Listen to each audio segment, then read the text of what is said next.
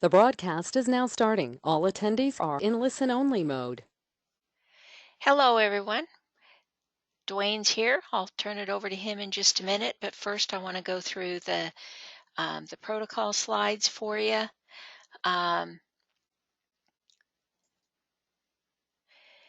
Most of you know how to do this already, and I don't see anybody who's not got that, so I think we're good there. You'll have a mic here. Everybody is muted right now, and when we open it up to questions, raise your hand. It's over here. And then we will unmute you to allow you to answer the questions or to ask the questions. Please, when you're finished talking, mute yourself again. You do that just by hitting your microphone right here. You can tell if it's muted. It's red when it's muted. It's green when it's not. Same with the arrows. If you have a green up arrow, it means your hand is down and you have the ability to put it up. If you have a red down arrow, it means that your hand is up. Sometimes when we've got a conversation going, you may put your hand up and it may be a little while before we get to you. Duane's got a lot of stuff to go through and he will pause at several points to ask if you have any questions. So please hold your questions until he asks for them.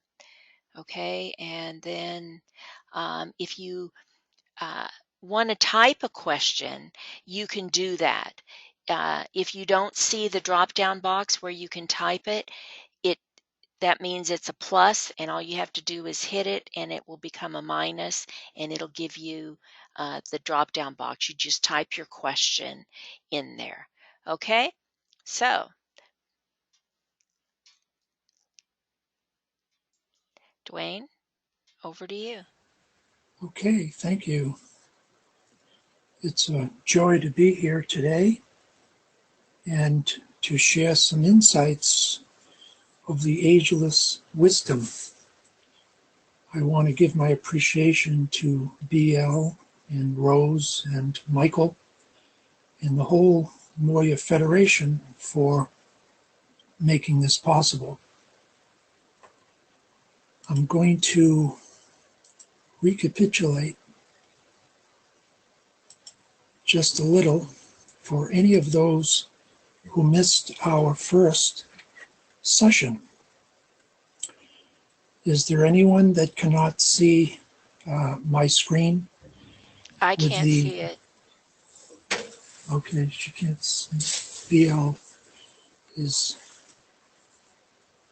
And so I'm on two different computers. Yeah, okay. No, we can't see. There we go. Now we can. Okay. Thank you. Out of the void comes light.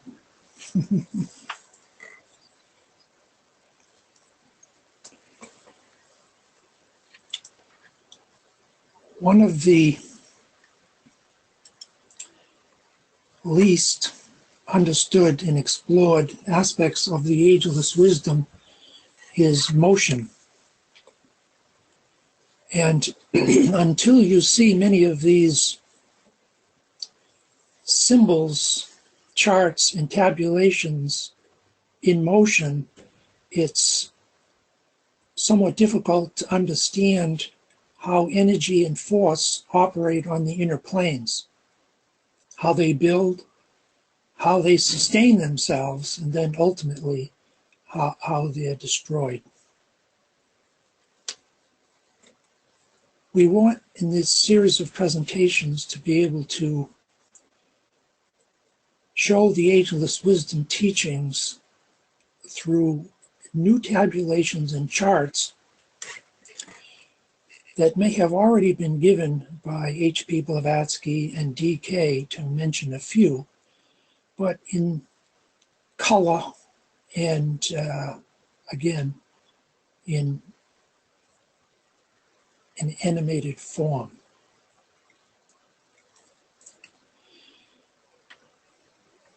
Alice Bailey mentioned that after 1975,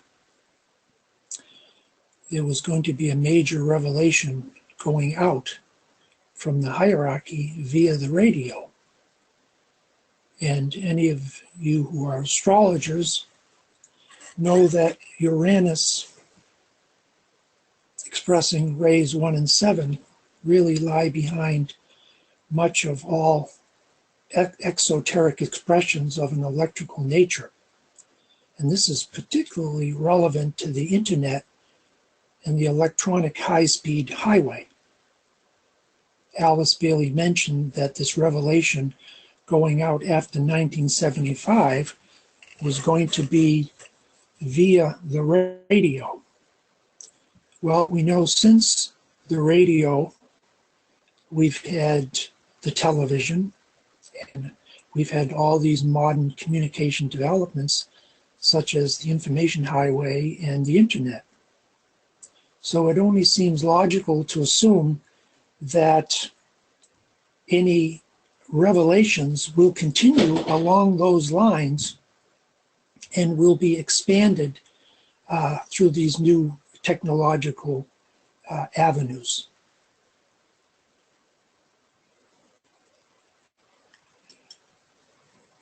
One of the keynotes, as the opening page outlines, is awakening the higher mind and the intuition.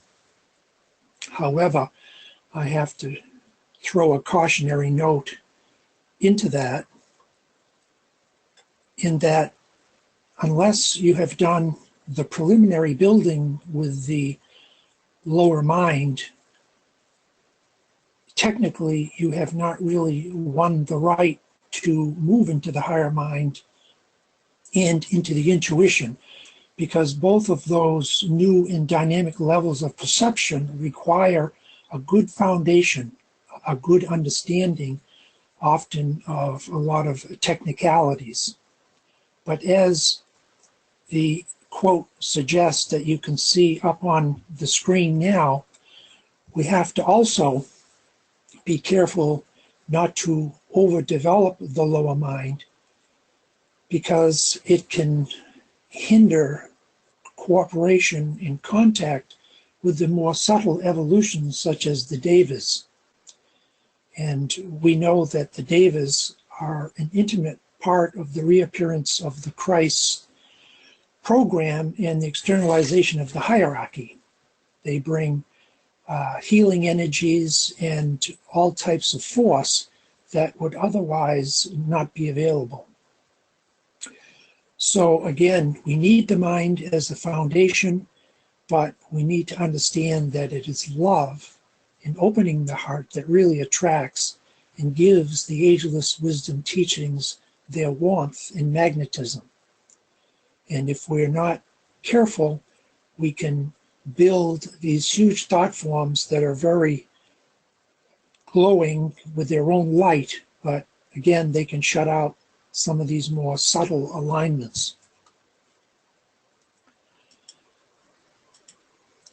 One of my favorite quotes as we move into this session is that the master takes a group of people with fixed ideas, which they think they are entirely correct, being the best and highest they've been able to grasp, and with the conviction that they have reached a point, they have registered certain spiritual values and concepts where they have evolved their own formulations of truth, in where they are eagerly demanding the next step.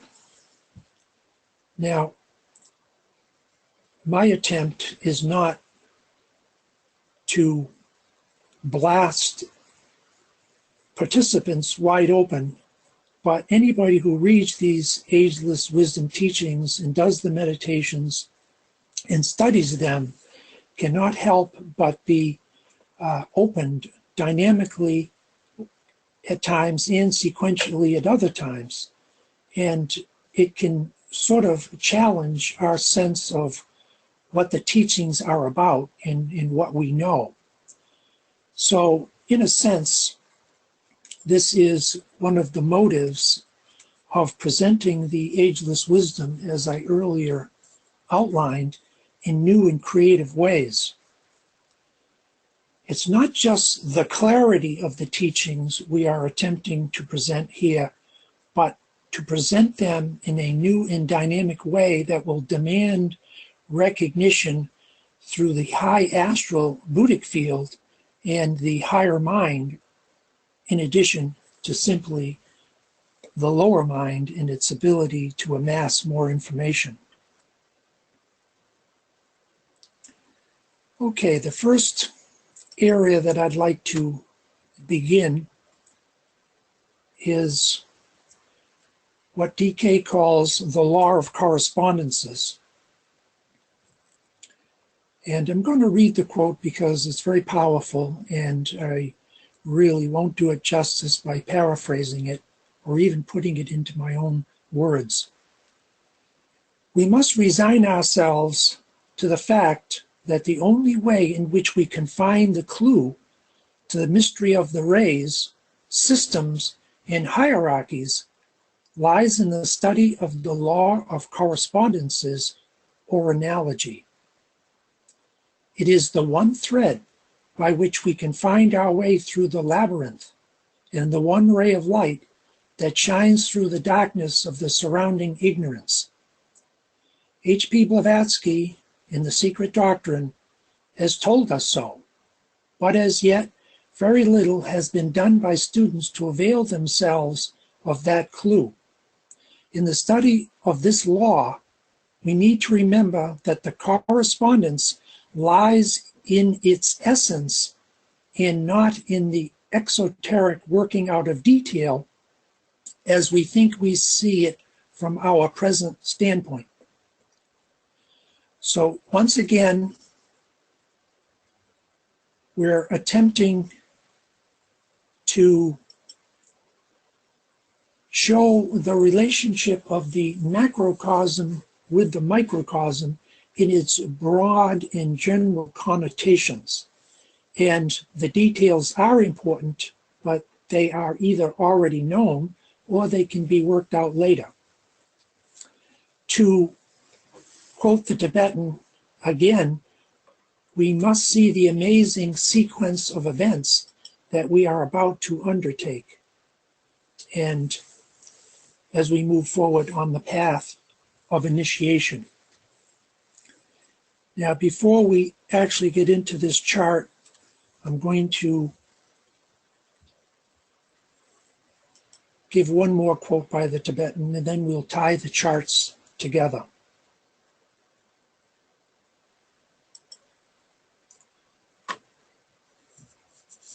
Owing to the constant movement everywhere inherent in the solar system, in the zodiac, onward, interior, and revolving, some idea can be grasped of the intricacy of the entire pattern. A further aid to this grasping of this essential beauty of coordinated and organized movement and its power to qualify and condition the entire universal pattern can be gained by those students who have studied somewhat the various triangles to be found in the etheric body of man through the interrelation of the 7 centers to which I have referred elsewhere in my various books. So when we study this chart that I have used sort of consistently through all of my work with the Moya School, you see outlined all of the major centers of the inner etheric body and their astral and mental correspondences.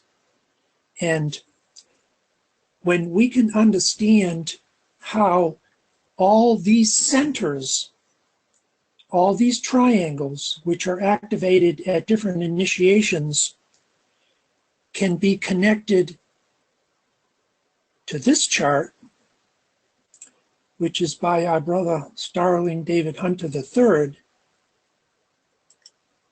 we begin to understand that quote. We must see the amazing sequence of events or alignments so that we can find ourselves breaking through the rings past naught of our confining walls and soaring to new heights. Now, this is a wonderful chart done by Starling that indicates the relationship of a number of star systems and constellations and how they relate to the different sacred planets, and then down through the hierarchy: Christ, humanity, the Mahachohan, nuclear world servers, and down into the three lower kingdoms. This is not complete. He has done other wonderful work through his compass books, and they really require further clarification. But for our purposes today, we want to show that relationship. And again, I'm using my cursor from the microcosm. That's each one of us with all of our chakras in the different stages of development. Again, looking at Starling's series of triangles, where we are projecting over time as we undergo initiation to these higher places of power and principles. These are the great prototypes of all that happens down here. Now, I'm going to sort of simplify this a little bit, because it really, the law of correspondence in the law of analogy are, according to the Tibetan, infallible if followed with any occult scientific clarity. And what you're looking at here, of course, is the 7 rays. And you have them in text form with their number on the right. And then on the left, you have the 7 numbers with the 7 colors and their 7 subplanes. Now, when the veils part and we undergo initiation, what happens is we contact, through these alignments and meditations and visualizations, higher correspondences of these lower levels, whether they're rays or planes or bodies. And the same coloring that we find on the physical etheric can be found on the astral, if you view this chart from the bottom up, from the astral to the mental to the Buddhic to the atmic to the monadic, and each ray or plane revealing a more potent form of spiritual life. So it's a good chart just to get a feel for, in the use of color and light, remembering all entry into initiation is entry into light. And within light, we find greater light. Here's another one that is similar, but with a few variations. The human constitution with its chakra system, symbolized by the little discs, and then the solar life above it becoming expanded, more luminous, and then of course it goes into the galactic and the universal. What is particularly unique about this chart, and then we're going to open up the conversation to questions, is that on the left-hand side, you have the 4 higher subplanes of the human physical etheric, and you have the 4 higher solar ethers of the Lagoic, Monadic, Atmic, and Buddhic plane that parallel those 4 human etheric ethers. Now, what the Tibetan is saying here is that when you fully understand the Buddhic principle, which is symbolized by the color yellow at the bottom left, your etheric body on the 4th subplane will glow a beautiful purple. When you are able to push your perceptions up to the atmic plane, symbolized by the green disk on the far left, your next higher subplane, actually it's the third from above down to make it a little easier, will glow a lighter purple or violet. And then on a monadic level, when you're able to perceive in the upper triad that one monadic life, your etheric body, second subplane counting from above down, will glow a light violet. And then, of course, on the logoic plane, symbolized by the orange red on the upper left of the bottom, your etheric body will glow a glorious translucent lavender. Now, we've been told by the Tibetan that the seventh ray devas make up the higher subplanes of the physical etheric in man, and the three lower subplanes are dominated by involutionary elementals. But this is how important the violet devas are, and this is how important being able to visualize the right hue in the human constitution, and then later the correct hue in the upper triad, not only on soul levels, which is certainly important, but in the upper triad. So before we get too far along here, are there any questions on any of these charts or the commentary? I realize, go ahead. I don't see any hands right now, or any questions. They're all thinking real hard because these are some great slides. Well, it's become very clear to me, and in some respects, I've been a very slow learner with the Angelus Wisdom teachings because I was so englamored with the Eastern mystical type of approach. It's taken me a while to fully comprehend the statement by D.K. that it is the second ray student who approaches initiation and comprehension through the eye and through visualizing things. And if any of you have studied, well, this is true of all major spiritual traditions, but I'm thinking of Tibetan Buddhism more than any at this time. They are big into visualization. They have these deities, they have these symbols, and when you can visualize them with the right focus or interior concentration, it moves energy. Energy follows thought, and it's very powerful. Now, there are some types that approach the Ageless Wisdom teachings, and I don't want to oversimplify because there are many exceptions, and these principles overlap and blend at certain places. But the more first ray and third ray types will approach the Ageless Wisdom differently. It'll be, they conceptualize things, and sometimes they can just read things and conceptualize it. Whereas the second ray student, which can also do that, sometimes likes to have something in the so-called real world, if I am to use a misnomer, something that they can pull into their meditation. In other words, the mantra is, if I can see it, I can duplicate it on the high mental level. If I can't see it, it's more difficult. Sort of a... I have a comment, Duane. Yes.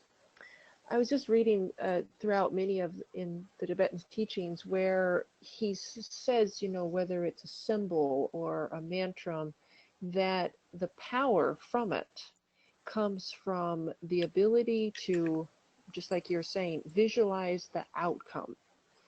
And with whatever meditative exercise you're doing, that when you visualize in the mind's eye, it is a tangible thing.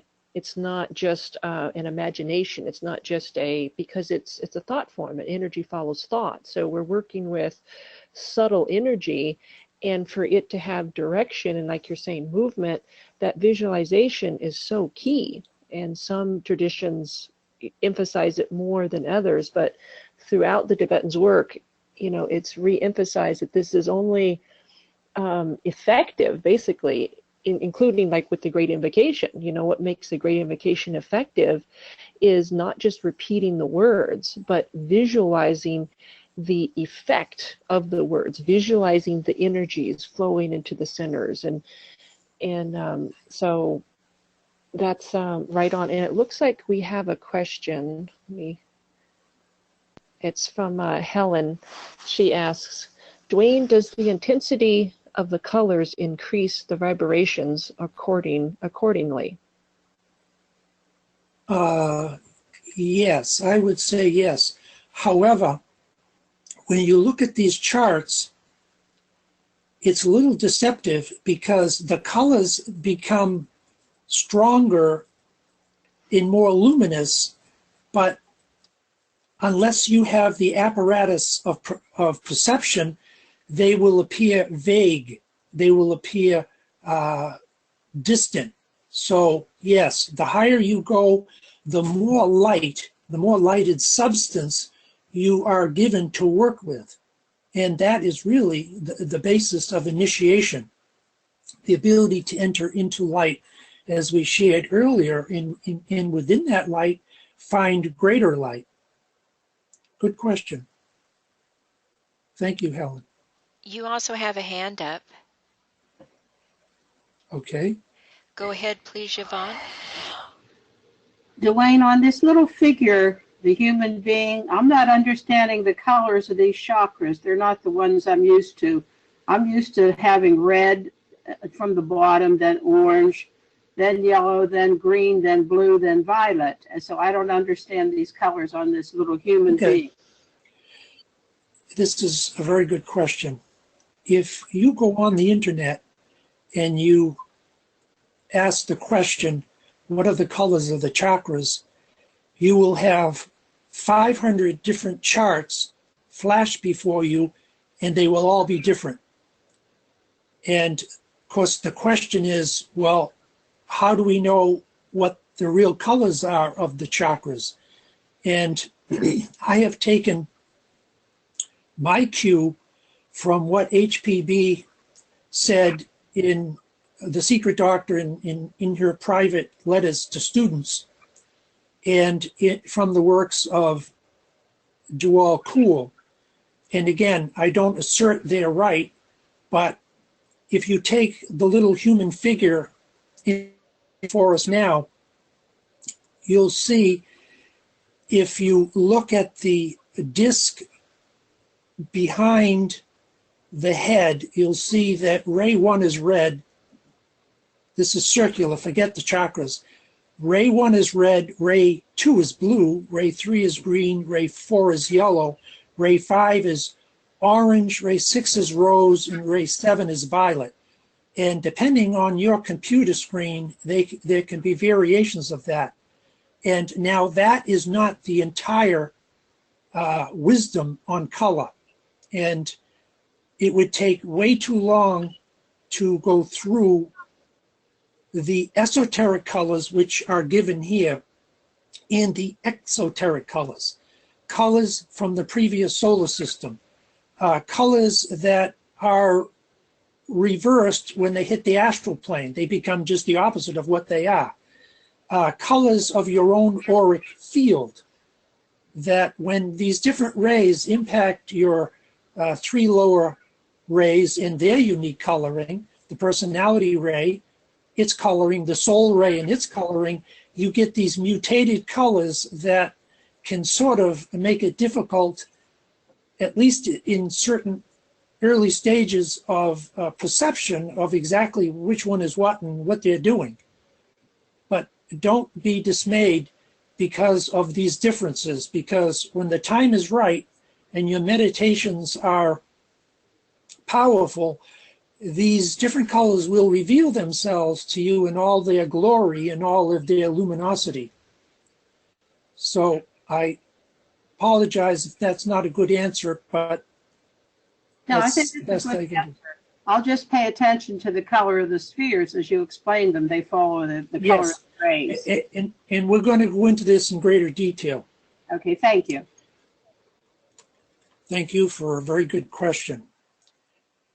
Okay, now I'm going to give a practical demonstration of the law of correspondence in the law of analogy. And I would just point out that the Tibetan says the law of correspondence is exact, and the law of analogy is a generalization, just for clarification as we move into this. There's a wonderful quote that I'm going to read, unless I have a volunteer who would like to read this rose triangle quote, and I'm going to bring it up so it's a little clearer. Do I have any volunteers who'd like to read this? I'll read it, Duane. Thank you. These forces are symbolized to the manipulating master by a triangle. In the old commentary it says, quote, "The master throws himself under the liberating law of sacrifice into the vortex of the astral life of the one to whom our Lord relates himself with humble joy. And as the master works, there forms before his eyes a triangle of force in shades of varying rose. By his magnetic power, he concentrates the energy required. Then, through this triangle of force, as through an open door, he sends the potency of love into our planet. Until his cycle ends, he thus must work." The next image that we're going to see is of 7-colored ring with a rose triangle passing down through an astral vortex. And so what we're going to see is visually this description that the Tibetan has just outlined. And keep in mind it's a relationship, at least as I interpret it, which may not be entirely correct. It's the master receiving this rose energy from the planetary logos, from the solar logos. And it's, well, the question that's often asked is, how are these alignments made? What is the vehicle of transmission? And when we study rose light, we realize it's a part of our astral nature here as human beings. But what we don't often understand is that when that astral life is purified via the direction of the mind and the soul, that astral body can begin to receive impressions when it penetrates the first, second, and third subplanes, coming from above down, from very, very high sources of inspiration and spiritual recognition. And because to finish this sort of this analogy, this law of correspondence that we've just outlined between the masters, the planetary logos, and the solar logos, looking from above down, we can say the master, although the master doesn't have an astral body as we understand the term, he or she does work with astral energy in their ashram. And it doesn't matter if they're a first ray master or a fifth ray or a seventh ray. Every master has predominant rays that they work with, but they have the 7 subsidiary rays of each one of those rays. And that's how they all communicate amongst themselves through the subrays, even though they respectively are the head of a given ashram with a certain number. We say ray 1, 2, 3, or 4, or whatever. So looking above down, the master distributes this astral energy to his different groups, starting obviously with the most advanced. And then his group distributes through the advanced initiates or advanced disciples in those groups to lesser disciples, and then the lesser disciples in turn distribute this rose astral energy out into the ranks of humanity. So even though there are gaps in this continuity from the highest levels to the lowest, to those who live at the higher levels, there is no break.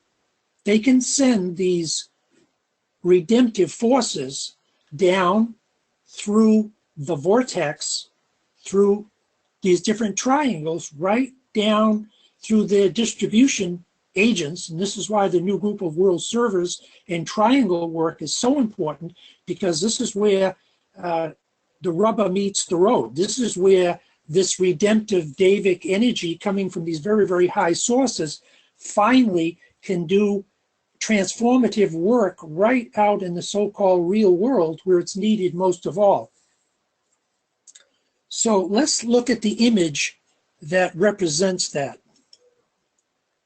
And okay, so you really have a ring, and it's not well represented, but that ring is the 7 rays. And as you follow the vortical movement down the throat with the triangle, you're contacting 3 different levels of astral energy, but all linked through the law of correspondence with that rose light. As an artist, it's impossible to duplicate anything that profound, but I struggled nevertheless to do some vague representation because I hadn't seen anything out there. And had I would have let them do it. Are there any questions concerning this image?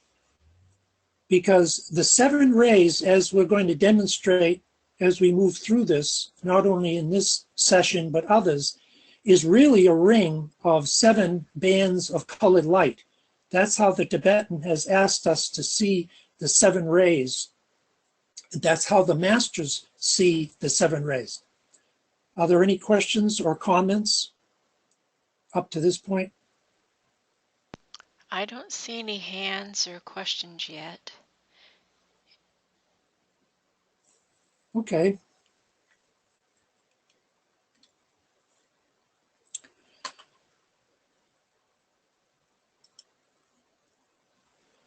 Another one of my favorite quotes by the Tibetan. Disciples, during the early stages of their training, are apt to regard energy as a pool or a reservoir upon which they can learn to draw, thus appropriating a quota of that energy for their need, their service, and their use. But energy is fluid and in motion. We live in a veritable sea of moving forces, qualified in countless ways and conditioned by countless minds. So again, one of the purposes of this work is to take the foundational study and research that we've all done and put it into something that involves motion. And we have some animations coming up, but let's just take this one first. What you're looking at is the law of supplementary 7, seeing visually. D.K. says that the whole grand panorama can be expressed through an infinity of 7s. You have the 1, which is pure being, pure abstract, which is almost impossible to fully understand at our stage of development, but we do understand it as identification with the will or first causes. And then it expresses itself through the 7 rays, primarily through the first 3 rays of the upper triad, rays 1, 2, and 3, and then the 4 subsidiary rays. But if you look at this, I want you to imagine dropping a pebble in a still pool and seeing those waves ripple out. What you're looking at is a mandala of the 7 rays, where in the very center you have represented the 7 rays. They're sort of clustered. It almost looks like the birds of a wing, or a series of round circles that are somewhat flared. If you look carefully to the next series of rings, that is a reflection of that original 7. And then the next one out, going from the center outward, is another representation of those 7, and then another, and then another, and another. And they go on infinitely down into manifestation, and occultly, if you're looking up, they go on infinitely, the septenary groupings up into the infinite levels. So this is a wonderful chart because it shows in a very simplistic way that it's sort of like a fractal. For those of you who have really been moved by either the new holographic work or the new fractal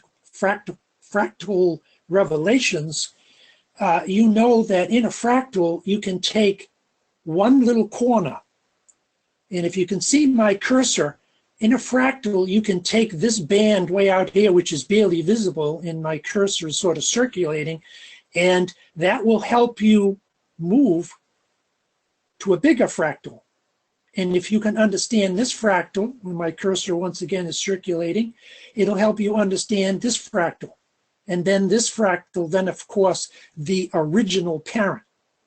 In other words, every ray, however diminished, if you're looking at, once again, my cursor, and the outer periphery, every ray life or every plane life has built into it every one of the other rays in planes in miniature. And when you go forward through initiation and penetrate these higher levels, you're simply expanding the base from which you first discovered these rays, which is within yourself, within your personality. And this, of course, is the reason why at the entry of all mystery schools you have the statement, man, know thyself. Because by knowing yourself, you have begun the long journey home towards original causes. The break between these threads, these shells, these circular energies, the break is more in our perceptions than in reality. And it was this very thought that prompted the Tibetan in his wonderful works on building the Antakarana Bridge, many, many pages of magnificent work of building, where at the end he says something to the effect, but of course you know this is all an illusion. And you go, what? And then he further qualifies it by saying, but it's because humanity, you more or less are caught in the illusion. We, the masters, are not. And so these are large thought forms that are creative, that help build these bridges in the early technical side, so that later on you can break free from the lower mind and just soar into the very principles that the Tibetan and other masters have simply outlined. Okay, are there any questions on this image? We have a comment, and I'm not so sure it's not from some of your earlier stuff, but Okay, Joe, excellent. That's Joe fine.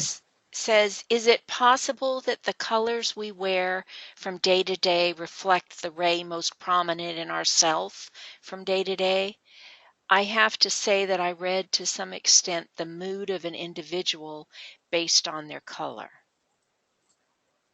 Yes, choice. I think in all fairness, I would say yes, but I would qualify it in this way.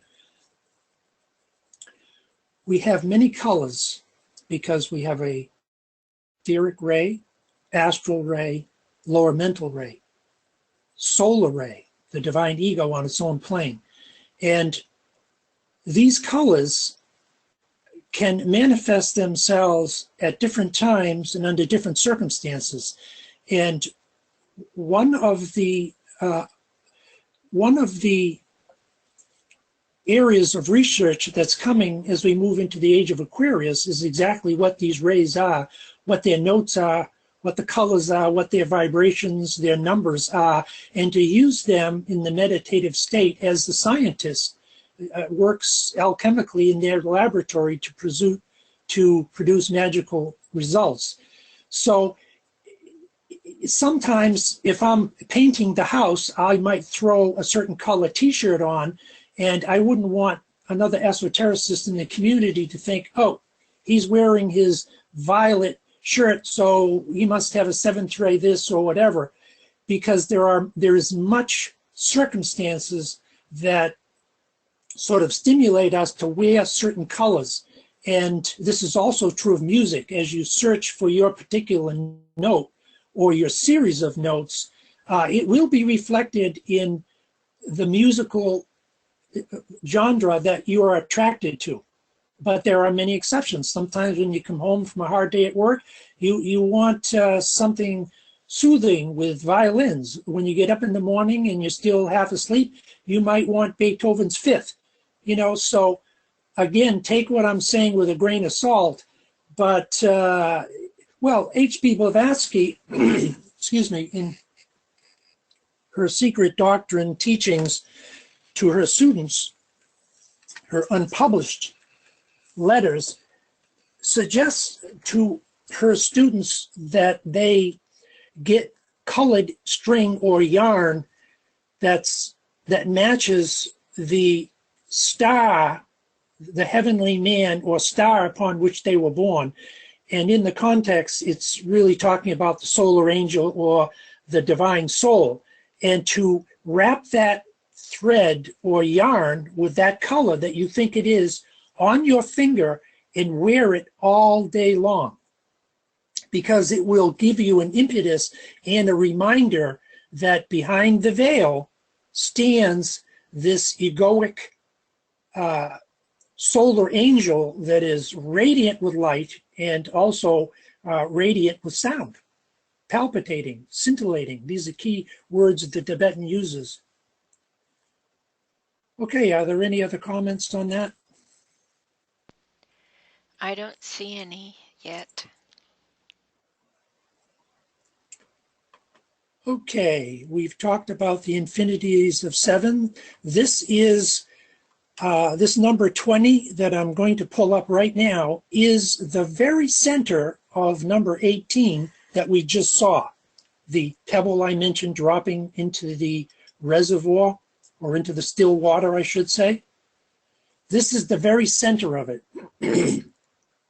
And it's a very powerful symbol, because when you look at it closely, you not only see the representation of the 7 rays, but the way that it came out in Adobe Photoshop. And I would like to say that some of these images I crafted over years of slave labor is not accurate. Some of these just sort of came by accident.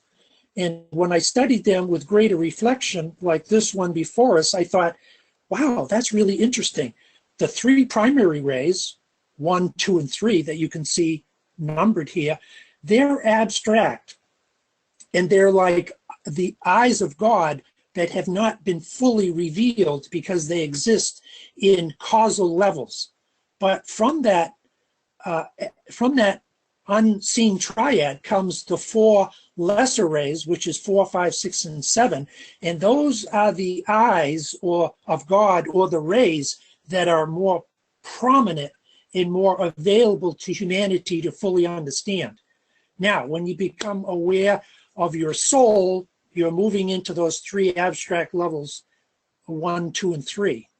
And you can, of course, perceive many variations of that.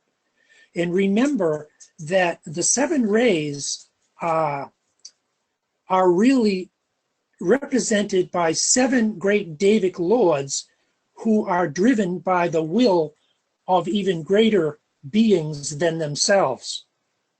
And that's why the divine jiva, or the soul ego, is often referred to as the solar angel. It is a Davic form of life that is attempting to fuse more intimately with the other parallel evolution, which is the human evolution, which the rays 1, 3, 5, 7 are more dominant, and the Davic rays 2, 4, 6 are more dominant. But having said that, the Deva's work along all 7 ray lines, and humanity, men and women, they can also work obviously along all of the 7 ray lines. But it's this fusion, and when you study the rays and the planes, which we will at some further point, you'll see that as the rays pass through the planes, you have the meeting of the 3rd aspect of divinity with the 2nd aspect, and this is where light flashes forth. The 2nd aspect of divinity, which is the consciousness aspect, boots up the 3rd aspect and makes it more vibrant and radiatory, and allows it to evolve. And yet the ray is given certain characteristics and traits by passing through the plane.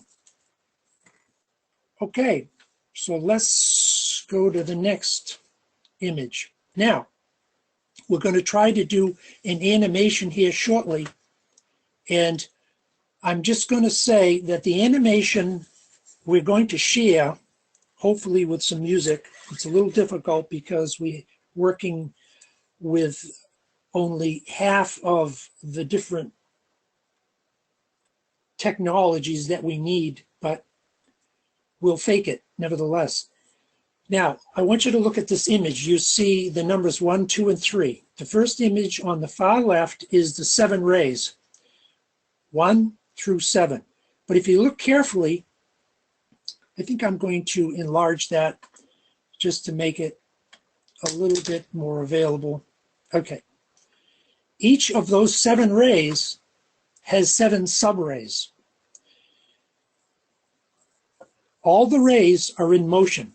So when you move visually to number 2, the image in the center, that is those 7 rays with their 7 subrays that's beginning to talk and to come into the influence of rotary motion. And then, of course, the last one is when they're spun in Adobe Photoshop at high speed through advanced rotary motion. And it's interesting because it looks like an eye, that yellow, which is, of course, humanity's 4th ray. 4th is a good representation of humanity being in an intermediary between the lower kingdoms and the higher kingdoms. But that will have to wait for another session. So again, looking at number 2, what you're going to see next is number 2 animated with music. You're going to see the 7 rays doing this cyclic spiral, sort of a sinuously twisting. And in my opinion, it brings the observer much closer to these rays on their own plane. So I want the group to go into a reflective place where you're taking several deep and even breaths. We're going to do a little mini meditation here. And just breathe into this image. Just let the colors wash over you. Feel yourself expanding beyond the rings pass not, to go back to our opening image, of the lower mind, and drawing down the intuitive part that is so powerful in this image. And Rosa's going to technically shift us to that.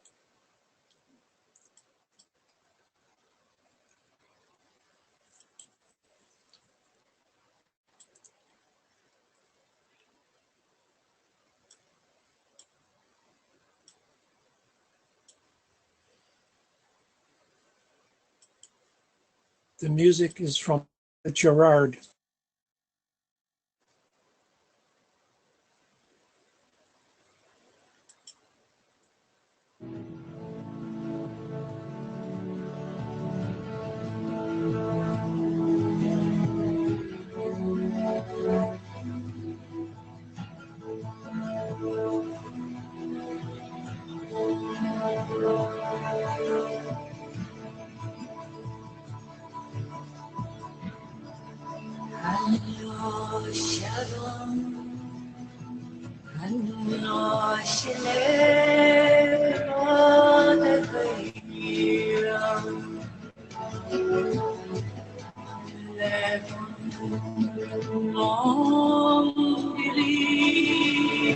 Feedback.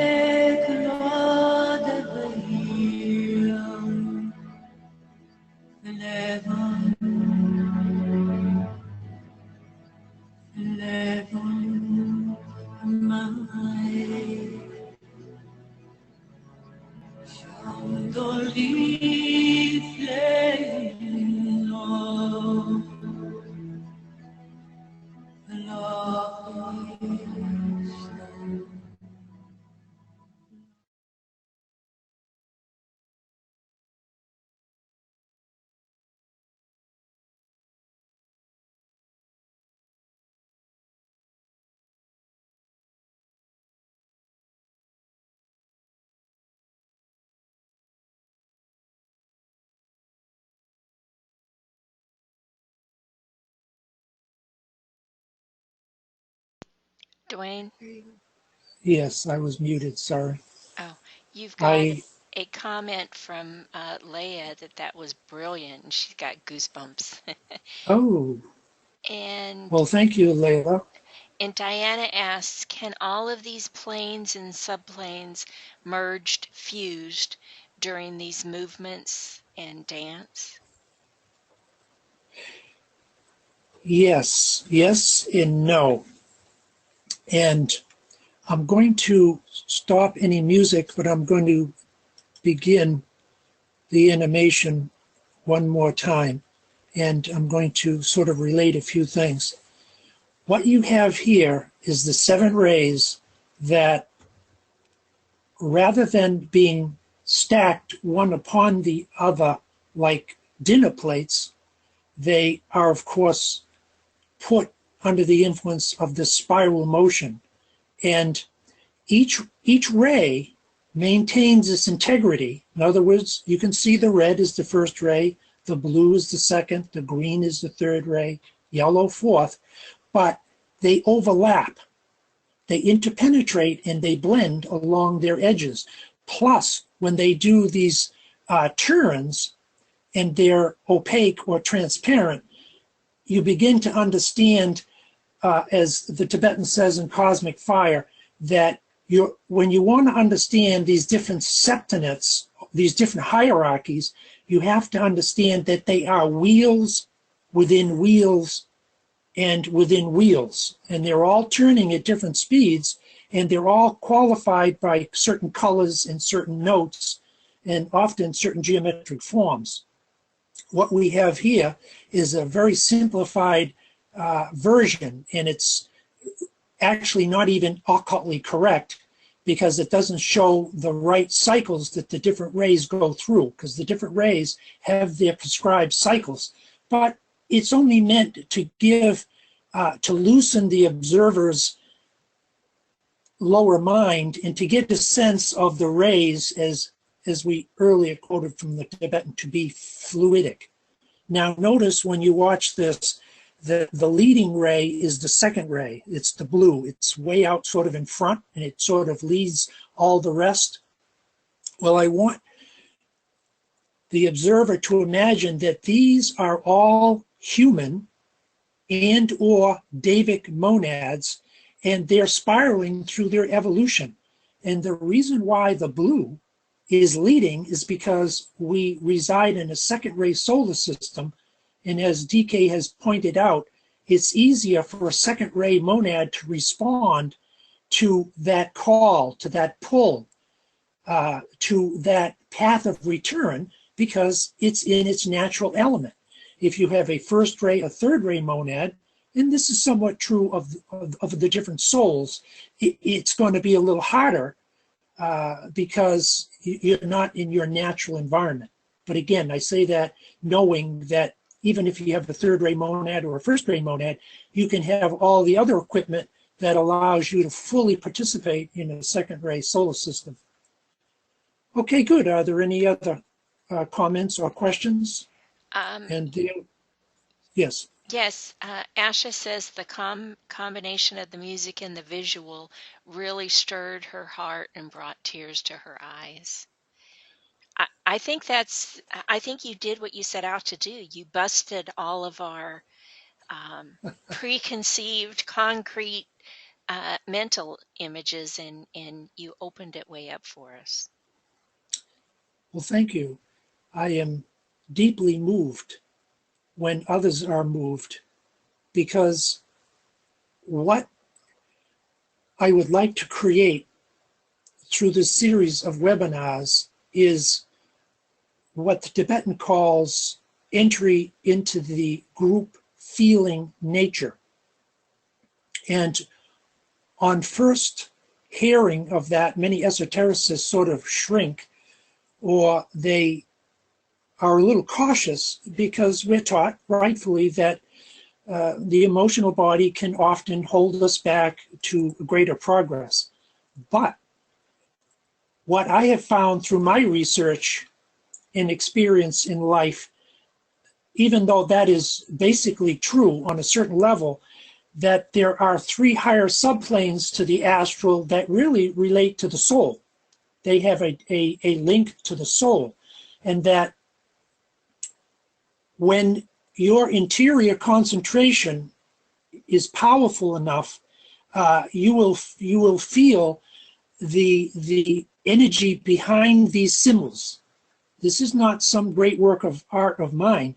This is a hierarchical symbol, however limited, and it's been reproduced. And when you look at it with an open mind and an open heart, it will affect you, and you will occasionally be moved to tears. And that simply demonstrates to me that it's working. The ageless wisdom teachings are working on all of us in different ways. And we've certainly all, over thousands, if not millions of years, shed tears of sadness and sorrow. And now is the time, through the right use of the mind and the connecting with the soul body, to be moved with tears of joy. And again, that indicates a Davic force entering into your auric field, and it's opening you. It's opening you. Rumi said it most eloquently when he said, after being a scholar for his entire life in building this wonderful university, which is so important, he said, you come to our community and we will open you. And people just would shake their heads. What does he mean? Open. It's not something you can easily categorize with the spoken word or even the written word. But anyway, good. Thank you for sharing that. Are there any other comments? Yes, we have a couple of them. I want to start with Leah first because she wants to know if there's any way we can access a copy of the moving image. And so I think it's a good time to mention that we will be making the slides available, and it will have a link so that people can go later and look at that again on their own, right? Yes. Okay, good. So that's one. And Tiffany says, how can we truly distinguish between soul ray and personality ray? Well, that's a good question. And I would say, first of all, Michael Robbins, who has spent his entire life, perhaps many lifetimes, studying the rays, has written volumes on these subjects. And you can take the PIP test, you can read where he describes what it would be like to have a ray along this line, personality or soul ray. And it's a wonderful series of teachings, to say nothing of what he's ongoing doing on a regular basis. And join a group that has that as a subject of conversation. How do we explore and understand our rays? How do they reveal themselves? How do we know the difference between them? And I would say, as my last comment on that question, by their intensity. When the soul begins to pour down through the lesser instruments, you will feel a sense of elevation and joy and bliss and mental comprehension that will just sort of, to quote the proverb or the proverbial cliche, it'll knock your socks off. You'll know. And personality ray is very, very powerful also, but it really relates more to the three lower rays. It's the integration of the three lower rays. So if you're purifying your body, elevating your desire nature, and purifying your emotions, and doing studies on these ageless wisdom teachings, you are on the right path. Thank you. And she says, thank you. And then Asha says, this is so validating, as I've been struggling to rise above emotions and enter occult studies. So I think that refers to your comment a few minutes ago about using the higher astral energies, which my understanding is they're a reflection of Buddhi. So Yes, absolutely. the higher you raise your consciousness, the more pure that astral reflection is going to be of that Buddhi.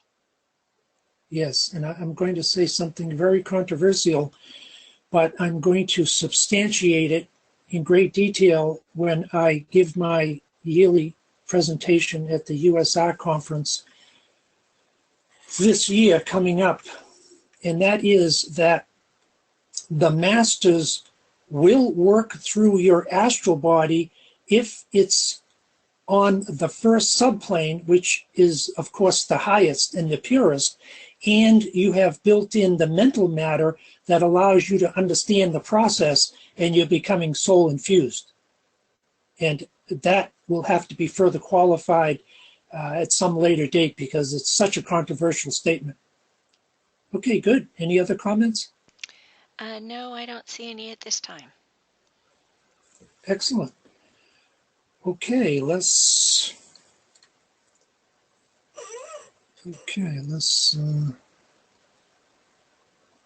I apologize for the lack of coordination between the music and the visual.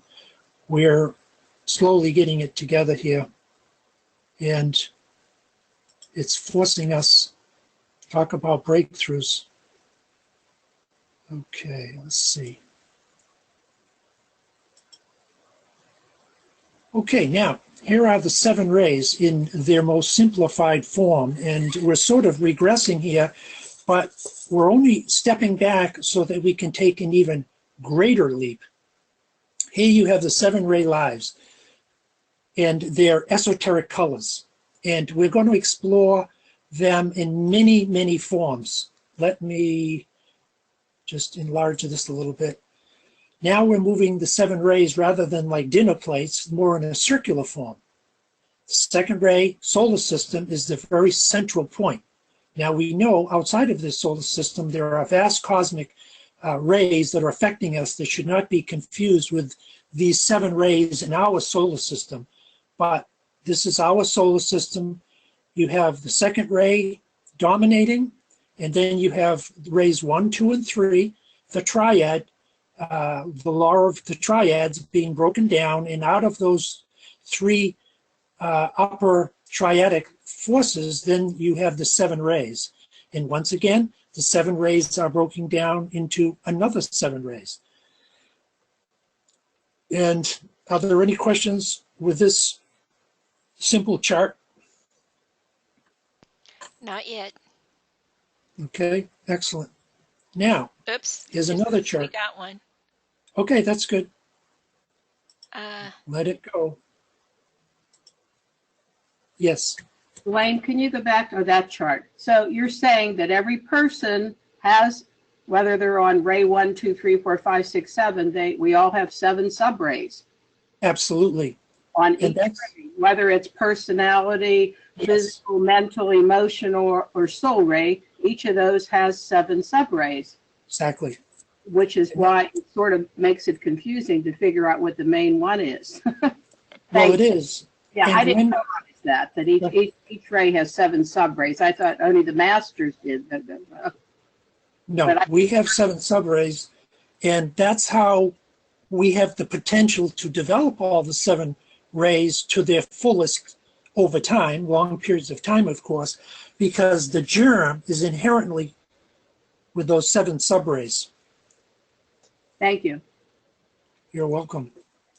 Okay, now here's another chart which is very similar to the others.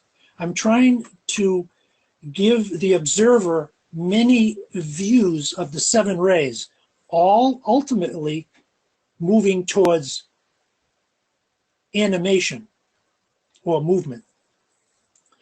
Okay, the one on another level is the first ray. But let's just say hypothetically in our solar system, the second ray is really the one point we're moving towards of ultimate fusion. But we do know that to get there, you need to develop your first ray. So these charts do have inherent limitations. Okay, moving to the right, you have the triad. Ray 1, red, 2 blue, 3 green. But notice the mutated colors that you see when you bring them together, and like the flower of life pattern or the Vesica Pisces, they begin to give off, in other words, if you have a second ray soul and you have a third ray personality, you're going to have blue and green are going to dominate those 2 rays. But there are going to be places where they're going to be mutated colors where they overlap, and you will experience those colors, and you'll say, oh, was that second ray or was that third ray?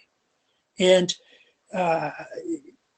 this is a science that's just becoming to the forefront as we move into the age of Aquarius, the scientific recognition of color and sound, vibration and number.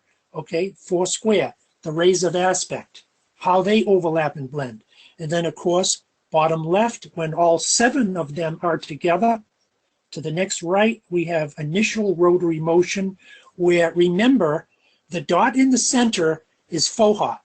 It is cosmic electricity in its unmanifested state, and it is the galvanizing power of all the rays, because the rays are Davic substance and they're the consciousness aspect, whereas Fohat is the first ray, it is unmanifested, and it, to quote HPB, drills holes in space, drives like a fiery whirlwind. If you've studied the stanzas of Deanne, is the will of the Father that sets in motion all these different lesser states of motion. And rotary is only one. Then you have, and it's the third aspect, then you have cyclic spiral, which is the second, and then of course progressive motion, which is the will aspect. So just to show another variation. Now, here is a picture of the rays in the planes. And again, it's a rather linear picture. It shows the rays rotating north to south, and then the planes east to west. And the 7 rays are given here in their colors: red, blue, green, yellow, orange, rose, and violet. Now, what you see in the 7 planes is their polar opposite. And I've written a commentary on this, and anybody who's interested would have to go to my website to get the commentary on the rays and planes and why I came to this conclusion and why I use these colors. And I can only say one thing, that they're the polar opposite colors of the rays, the plain colors here. But now you see an intricate weaving of the second and the third aspect of divinity. Any questions on this image? We have a question on one of your earlier slides. I think it was Okay, two we'll zip slides back. back. I think it was Okay, 2 slides back. It's from sure.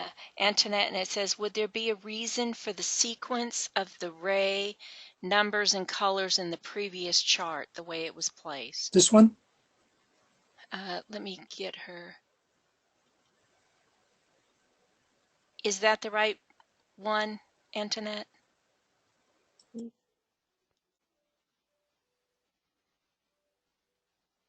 Oh, yes, she says. Yes, okay. So her question was, is this the right sequence? Would there be a reason for the sequence of the ray numbers and colors and the way that they're Yes, placed? because not really. And as we go through this, you'll see I placed them in their natural order later. 1, 3, 5, 7, 2, 4, 6. They're what are considered the feminine and the masculine descent or line of energy.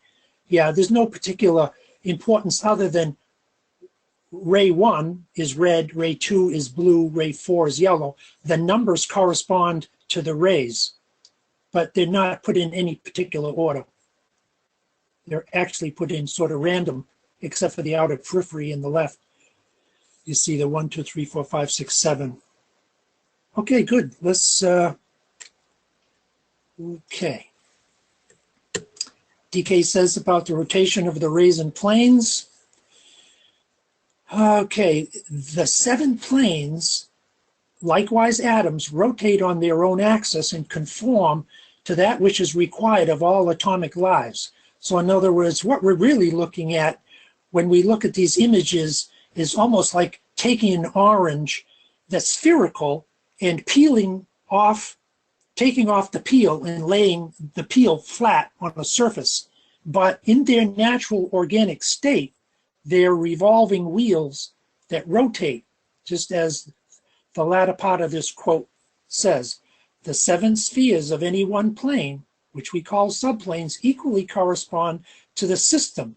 Each has its 7 revolving wheels or planes that rotate through their own innate ability due to latent heat, the heat of the matter of which they are formed. So just keep in mind that when we talk about the rays of the planes, we're talking about spherical lives. Now, this image that I'm showing you right now is the same identical image that we just saw, only I rotated it in Adobe Photoshop. It's the rays in the planes that are now being subject to the polarization of the first ray. And when that first ray descends down through the lower viscosities of the rays and planes, it causes this swirling motion. It causes this eddy, this sinuous twisting. And we're going to show that in greater detail coming up. Okay, so here's another image. This is the same image. This is the whirling of the planes of the solar system under high rotary speed. Now, if you look at the very center of this composition, you'll see that it's, well, let's put it this way. You can see that it's a vortex, but at the same time, you can see there are pedal-like protrusions sticking out. And that's going to be one of the mysteries that we're going to try to work on, is how do the rays relate as petals to triangles and into different chakras. So this is what they would look like whirling. And as you look at the center, you begin to get the hint of cyclic spiral motion. In other words, the outer periphery is the third aspect of divinity, but always the impulse is to go in and to develop more powerful alignments. So as the vortex narrows, it becomes elongated and it penetrates to the next higher level through cyclic spiral motion. And then eventually in the center, not shown, would be that dark point of Fohat, which symbolizes progressive motion. Okay, good. Here is another Duane, image. Yes. you have a question from Asha. She says, is the absolute, which MDR talks about, beyond that rotating circle disk, or is it in that central black hole, or maybe is it a portal to the absolute? Well, I think she's beautifully answered. By asking a highly intelligent question, she's already answered it. Yes, absolutely. And it would be pretentious on my part to assume I know what Michael is talking about when he uses the word pure being, because one just does not do that. But I would say yes on a superficial level, because it's where all things sort of retract into themselves, and you have the know-nothing of the Buddhist, the unborn, the uncreated. It's just pure Fohat cosmic electricity, and that is at the center of all rotating disks. On no matter what level, there's always some small or great aspect of Fohat or pure being. It drives the atom, it drives the solar angel, the monad on its own plane, and all of these other great whirling bodies and constellations. But until the third initiation, you can't honestly say with any sincerity that you fully or even partially understand that great principle. So here we have the 7 rays and the 7 planes depicted electrically. On the left, those are all the positive rays, and then on the right you have the receptive. I don't like the word negative because it has certain connotations, so let's just say receptive. But even in the breakdown of the rays and the planes, which we're not going to do, you have positive and negative. Certain rays are positive and negative, or positive and receptive to other rays or planes. Okay, so we're going to skip down here a little bit and to a more experiential mode. And we will cover these images that I have skipped over. Now, we've described the rays and the planes. We've described the law of correspondence, the law of the septenary 7, the microcosm and the macrocosm. This next animation that we're going to view is probably, to me, one of the most powerful I've been exposed to in the last 40 years of work with occult images. And the reason for that is because it explains visually how a vortex is really, how a triangle or a chakra is simply a vortex in its early stages of development. And that is a very, very powerful statement. And it's one that you have to sort of see visually to grasp it intuitively. And I want the group to get into a little meditative, reflective mode as we move into this next image that Rose, I have it here. Actually, I have it, Rose. And I want you to, we will analyze this on a more mental level, but let's just experience it in its wholeness right now. and then talk afterwards. So really, really breathe into this image and let it seep into all your auric fields.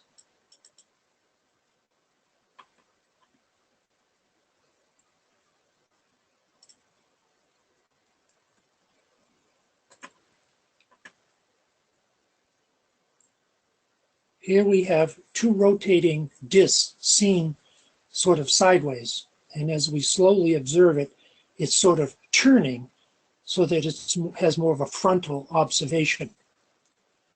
Two different energies going in opposite directions. Perfect example of the rays and the planes. Notice in the very center, there's like electrical discharges as these two opposite forces try to neutralize each other. And because they can't, they create an entity that's built out of two different types of substance that appears to be one. Now see the petal formation? At certain speeds and under certain conditions, these two types of substance, the second and third aspect of divinity, create petals. And yet you're really looking at a vortex. Here comes the petal again. Now notice there are different numbers of petals each time. And that summarizes the whole entire chakra system.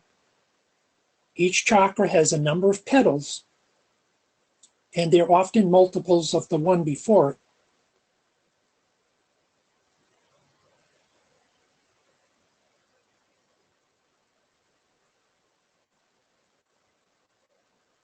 It appears to be rotating to the right, then it appears to be rotating to the left. And then other times, it appears to be rotating in both directions. And our next session will involve the crosses and astrologically reversal of the wheel, and how you're dealing with two different types of energy. First, you're going clockwise around the wheel, then you're going counterclockwise, and then later, according to the Tibetan, when you move on to the cardinal cross, you recognize the fullness of all the crosses and how that there's really three types of motion. There's clockwise, counterclockwise, and the dual revolution of both of them rotating at the same time, which reveals the point of abstraction in the center, which is Fohat, or the Laya point. Okay, great. We're pretty close to coming to an end. Are there any questions up to this point? I don't see any yet. I think everybody's still meditating on that lovely, lovely animation. I Here we go. apologize. Go ahead. Please go ahead, Catherine. Hi, Duane. I Hi, thought you Catherine. started this beautiful animation saying it came from out of the triangle, but I saw a lot of the polarity, like a second and third aspect. Can you say more about that? I think I missed something. Our whole system is dominated by duality or polarity, and it can be no other way. The seven planes and the seven rays are all a part of the cosmic physical plane, which when you look at the totality of things is just the outer garment of a great being of which we know nothing. So we will be dominated by duality for a long time, but here's the key. That becomes more subtle each initiation we undergo.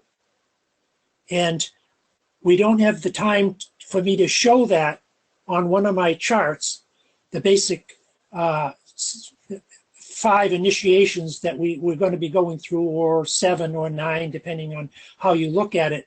But that's a great question, and it may have to wait at a later time for a fuller and better explanation, other than, yes, you will see duality here, because it's like, where does duality emerge from? It's like a weather system. You have hot and dry and cold and wet, and these two systems come together. But because they're so powerful, they can't cancel each other out. So what do? They turn upon each other, and turning upon each other, they create the vortex, and the vortex is a new dynamic formed out of two different types of substance or energy or force, and the rays and the planes are two different types of force. The planes are the third aspect of divinity, and the rays are the second. And when they interact, they create light. This is how light is born. This is how everything is created, through the interaction of that consciousness. Of course, all impulsed, hidden from behind secret chambers, the will of the Father, causing all this to take place. Any additional questions? Thank you, Catherine. Thank you. I don't see any right now. Up, yes. Asha asked, this is all in the manifested third dimension, right? Yes. Well, in other words, we're using, we're trying to invoke 3D images here that will invoke the fourth dimensional perception. And the image cannot do that, but the image can stimulate the direction that you point your attention.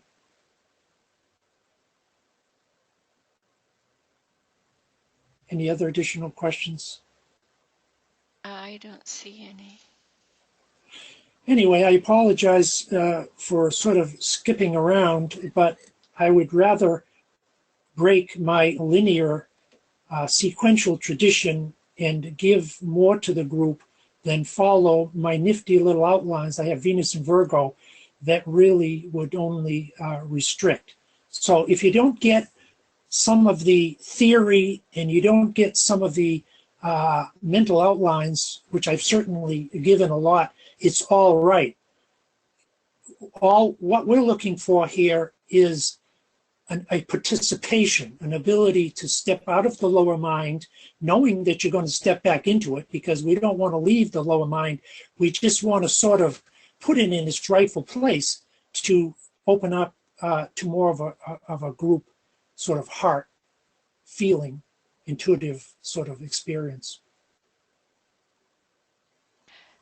Okay, Asha says, thank you, amazing and beautiful. And Barbara says, can we get printable copies of the symbol charts? Well, that will be in the slides, Yes. which we'll be able to do. And like I said, you'll have the links to the animations that you had, right? I appreciate everyone taking time from their busy schedules to come to participate and to make this possible, because it's a group field that we're building here and not trying to disseminate factual information that you can get directly yourself. So I send my love to the group and appreciate and look forward to additional sessions. Well, thank you, Duane, and thank you, everyone. And we have a... Okay, that's good. Go One ahead, last please. question. Go ahead, please, Karen. Okay. Oh, these were incredible images. Thank you so much. It's very, very wonderful to have this opportunity. And when I watched the, the first session on Makara, the animated pictures were pixelated, and I just wondered if it's my computer or if that's the way it would be. That's a good question.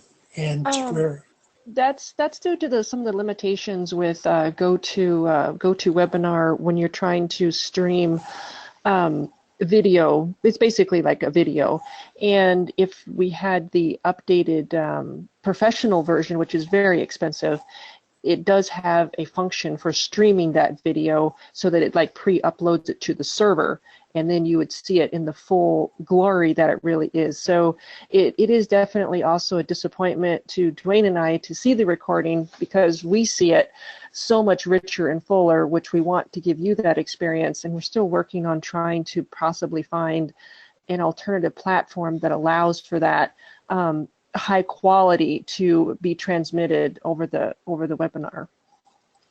Yeah, because it's I'm sorry, Karen. One of the things that we did as an alternative was we not only provided the PowerPoint of the slides, so you have the wonderful images, but also, I'm sorry, the PDF, which most people can access.